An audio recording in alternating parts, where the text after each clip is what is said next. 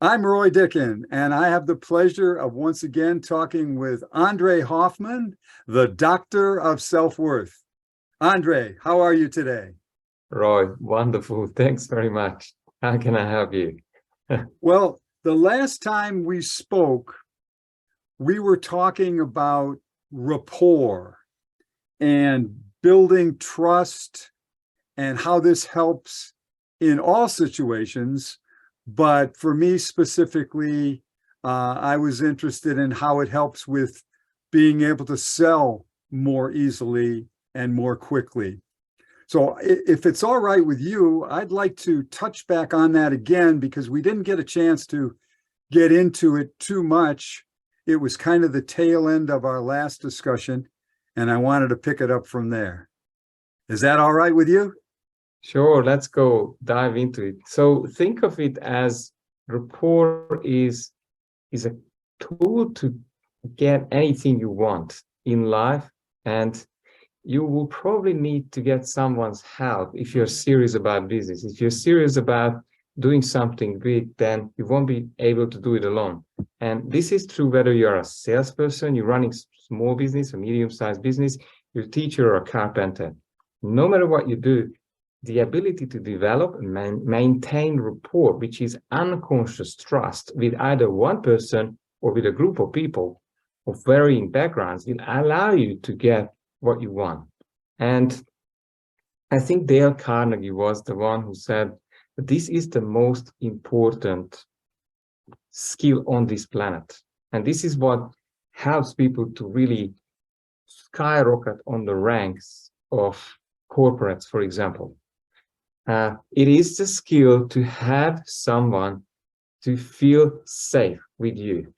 So you won't need to chase and play games because you will have straight answers from the person. How does that sound for a start? Well, that sounds great, but I want to touch on something that you mentioned, which I hadn't ever thought about.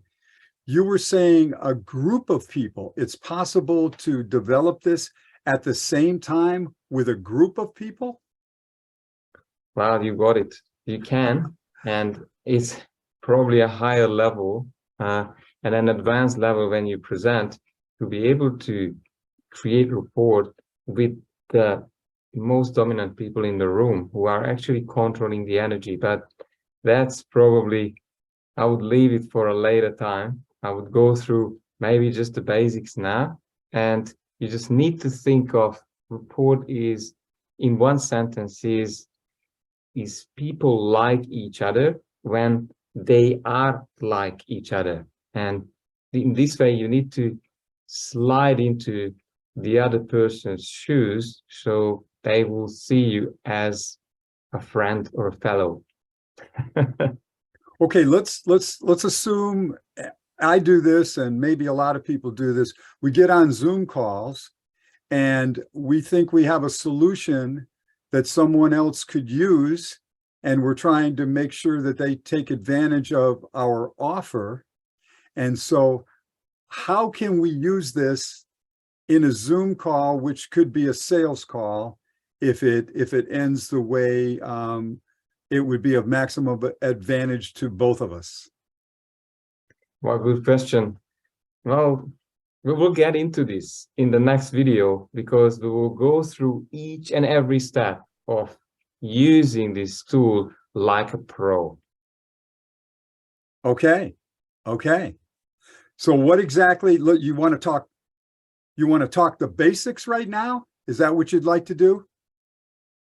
Well, we'll get onto it in the next videos, but what we'll do, we'll break it down to 6 tiny steps, and I will expand on each of those in the next videos. All right, so is that what you'd like? Is this a wrap for today then? Is this a good way to get started? Absolutely. Okay, Endre. Well, thank you very much. It was great to see you again. And I'm looking forward to taking this into a number of different videos so we can look at the various different ways we can approach this so we can establish trust and achieve the goals that we have, and that we can help the person that we're talking to on the call achieve as well. Thank you, Endre. It's great to see you. Thanks very much.